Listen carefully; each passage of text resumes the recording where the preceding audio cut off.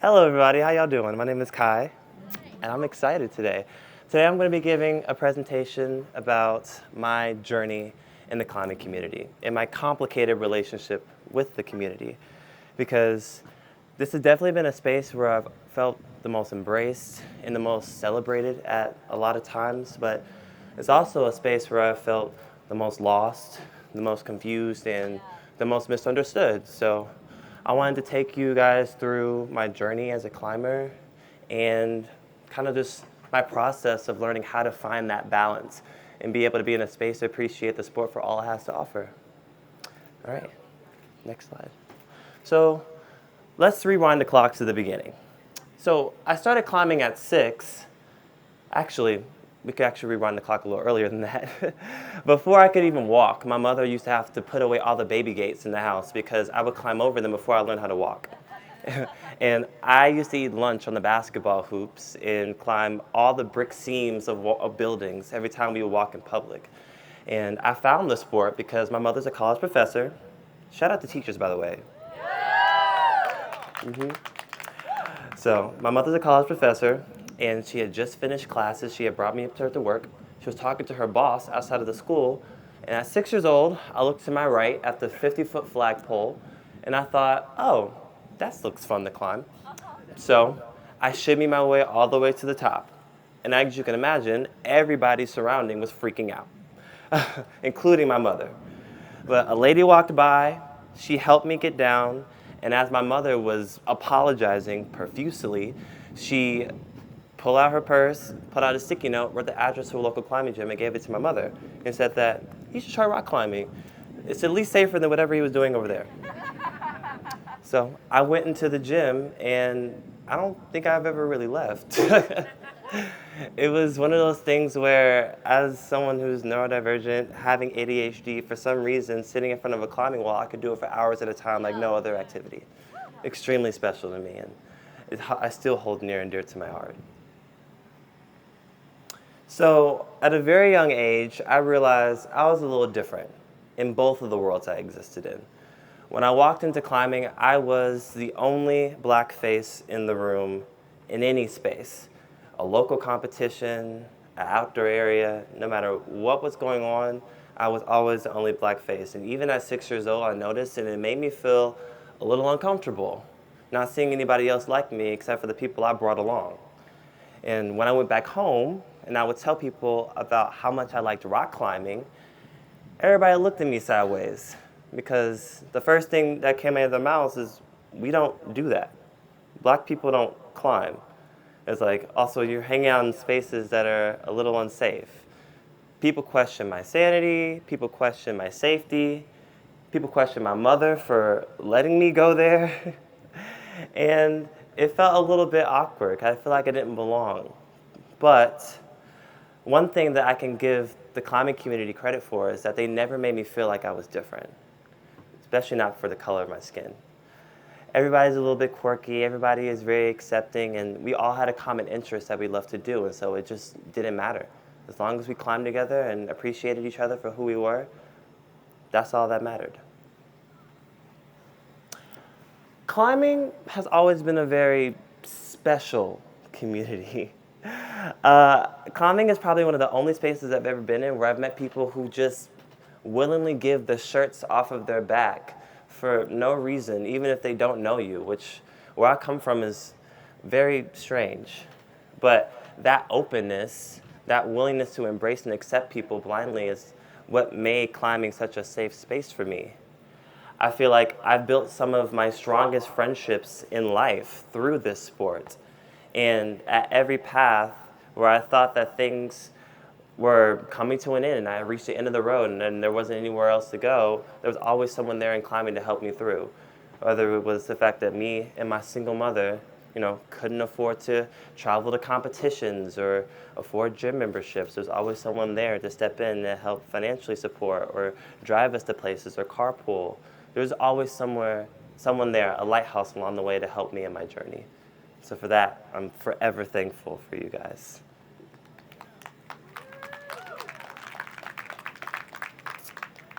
Next slide. Oh, sorry. No, go back. You're right.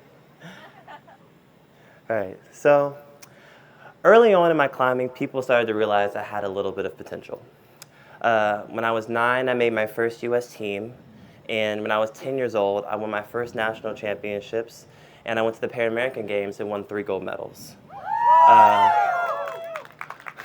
Also around this time, my friends pressured me enough to actually get into outdoor climbing, and I was climbing high-end 513 pretty quickly, which 15 years ago was like, groundbreaking like stuff. Nowadays, I feel like little kids are doing everything at a high level, but I was really doing something back then.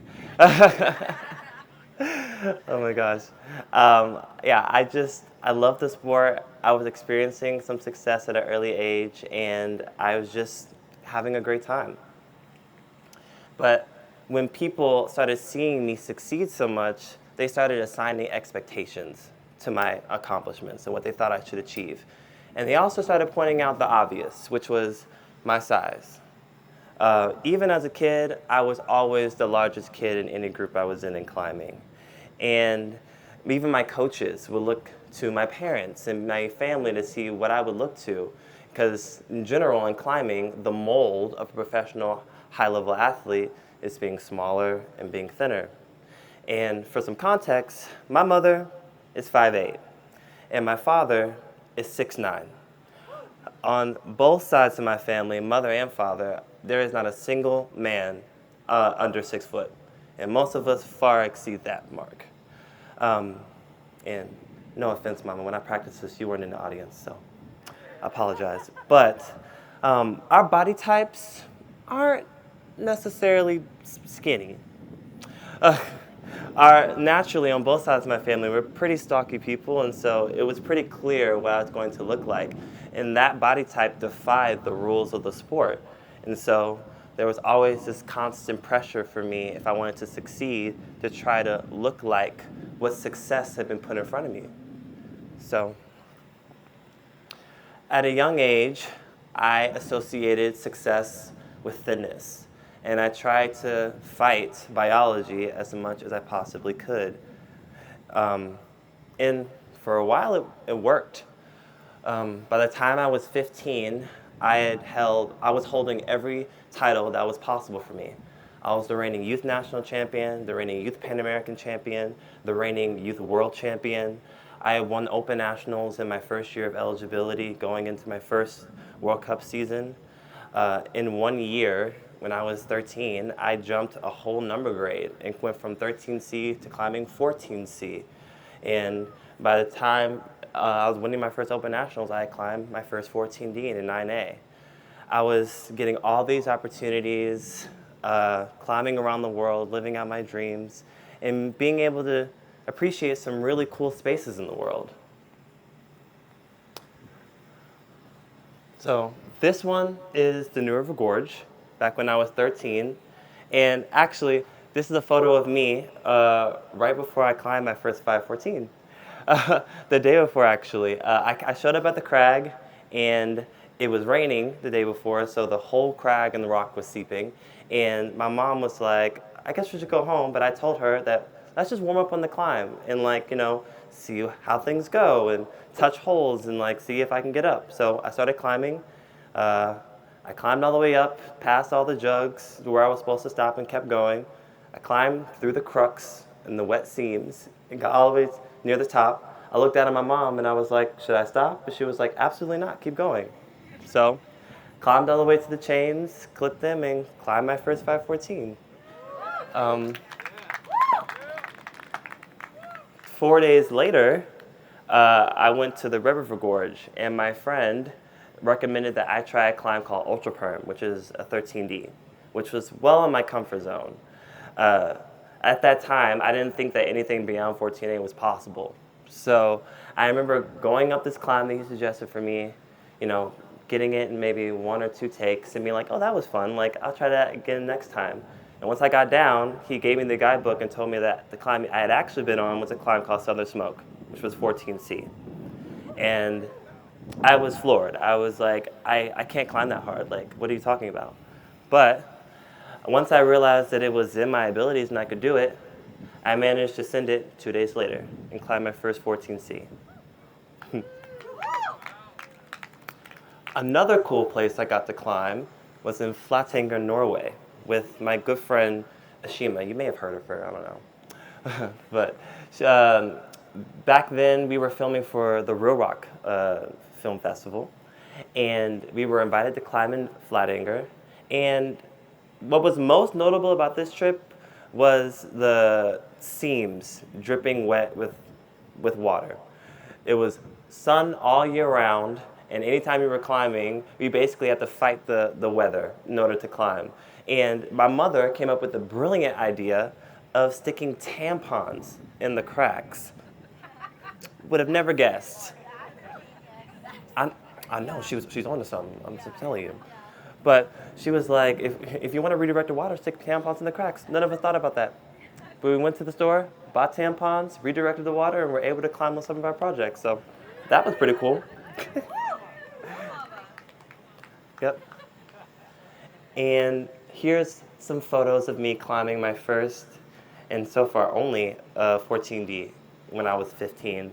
It was a week after I won Open Nationals, my first one that I was able to compete in, and I decided for spring break that this is what I wanted my spring break to be about. So I flew all the way to Spain, got there, and immediately got sick with tonsillitis. Why I got tonsillitis? Well, actually I had it a month prior, but I forgot to finish my antibiotics. So I showed up there, and with no antibiotics, and in a small village in the middle of Spain, we had to walk into the city center and find the local chemist to mix my antibiotics from scratch. With only a week and a half of trip, I didn't think this climb was going to happen. And then there was a photographer there. I felt a lot of pressure, but I was able to get over my sickness, start climbing on the route, and on the very last day, managed to send the route. Super special to me.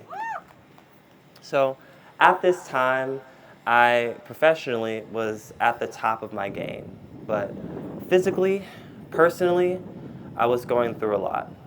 My body was revolting on itself because I had deprived it of the nutrients that it needed, of the care and the health that it needed. I was experiencing all kinds of injuries, chronic tendinitis, fractures in my back and my fingers and different parts of my body.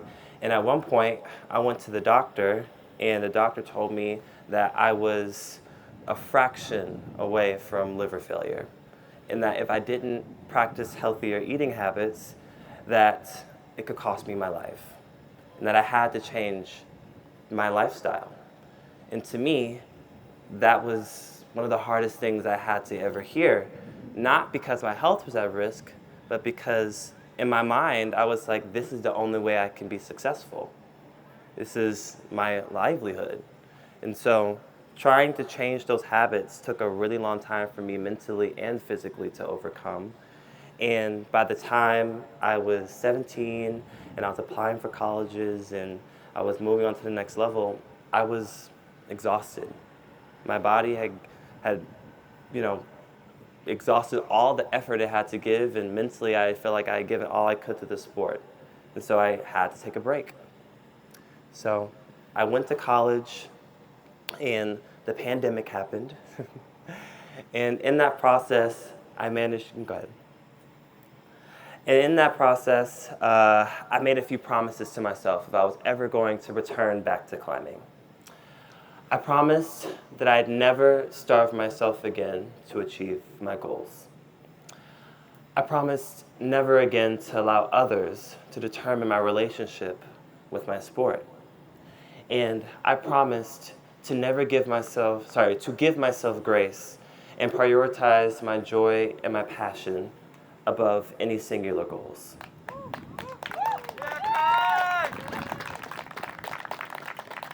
You can go next slide. So, as this sport enters the Olympic arena and it becomes more commercialized, I can only hope that our community can preserve some of its core values, that we can continue to use our deep connections with nature and with each other and with our collective journeys to elevate each other to new heights in a positive way. Thank you.